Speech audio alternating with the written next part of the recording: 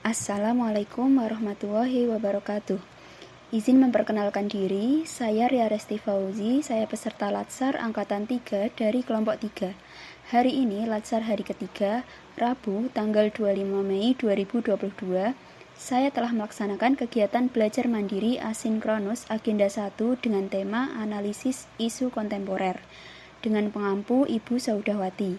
Pada kesempatan ini, saya ingin memaparkan terkait pemahaman materi yang saya dapatkan selama melaksanakan pembelajaran asinkronus.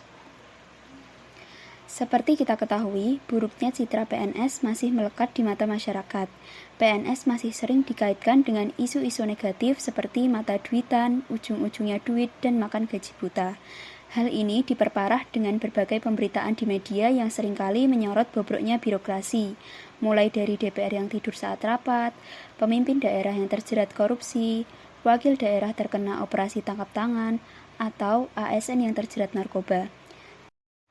Dari berbagai isu kontemporer yang sering terjadi di lingkungan birokrasi ini, pemerintah mengharapkan adanya gebrakan baru, melakukan reformasi dengan memperkuat birokrasi.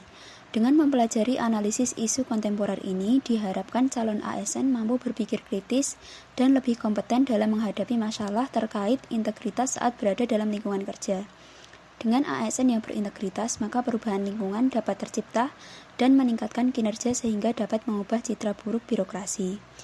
Untuk dapat mencapai perubahan, kita memerlukan 5 modal utama dalam menghadapi berbagai masalah dalam dunia kerja yang berkaitan dengan integritas seorang ASN. Yang pertama, modal intelektual. Kedua, modal emosional. 3, modal sosial. 4, modal ketabahan. 5, modal etika atau moral. 6, modal kesehatan. Isu-isu strategis yang perlu dipahami oleh setiap ASN adalah sebagai berikut. 1. Korupsi. Berbagai jenis tindak pidana korupsi yang perlu diketahui antara lain: A. Korupsi transaktif, misalnya seorang pegawai yang menawarkan kemudahan pajak kendaraan bermotor dengan syarat memberikan sejumlah uang kepada pihak pegawai. B. Korupsi invensif, misalnya seorang pegawai dimintai tolong oleh sebuah partai untuk menjadi kadernya. Hal ini bertentangan dengan integritas seorang ASN karena seorang ASN hendaknya harus bersikap netral dalam dunia politik. C. Nepotisme, jenis korupsi yang memanfaatkan hubungan kekerabatan dengan pihak yang memegang jabatan untuk kepentingan pribadi. D. Korupsi waktu, seorang ASN harus disiplin dalam berangkat dan pulang kerja sesuai dengan ketentuan serta tidak membolos tanpa alasan yang jelas. Dampak korupsi sangatlah merugikan kesejahteraan masyarakat. Meskipun Indonesia merupakan negara yang kaya, namun jika pemerintahannya merupakan pemerintahan korup, maka rakyat akan sengsara.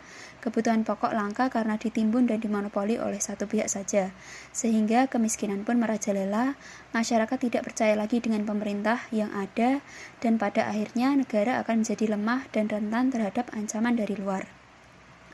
2. Narkoba. Indonesia darurat narkoba, bukan hanya penggunanya yang meningkat, bahkan berbagai jenis narkoba sudah sangat mudah didapatkan. Terlebih lagi, kebanyakan penggunanya merupakan remaja dan generasi muda yang seharusnya menjadi generasi emas bangsa di masa depan.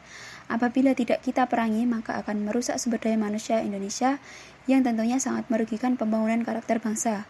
Oleh karena itu, ASN dan pemerintah sebagai pelayan masyarakat perlu membuat gebrakan untuk menyelesaikan masalah terkait darurat narkoba di Indonesia. 3. Terorisme. Terorisme merupakan kejahatan luar biasa karena nyawa manusia menjadi korbannya, mengganggu stabilitas keamanan, menghancurkan tatanan ekonomi dan pembangunan, sehingga terorisme berdampak sangat negatif bagi masyarakat. 4. Pencucian uang. Konflik di antara dua negara, di mana negara tersebut tidak serta-merta terlibat langsung dalam peperangan karena melibatkan proksi atau kaki tangan. Perang proksi memanfaatkan perselisihan eksternal atau pihak ketiga untuk menyerang kepentingan atau kepemilikan teritorial lawannya. Proxy war telah menyerang di berbagai aspek kehidupan bangsa, seperti munculnya banyak gerakan separatis, pemberitaan yang provokatif, bentrok antar suku kelompok, gerakan seks bebas, dan LGBT yang tidak sesuai dengan budaya Indonesia. Selain itu, banyak sumber daya alam di Indonesia yang saat ini lebih banyak dikuasai oleh asing daripada pihak pribumi. 6. Cybercrime, hate speech, dan hoax.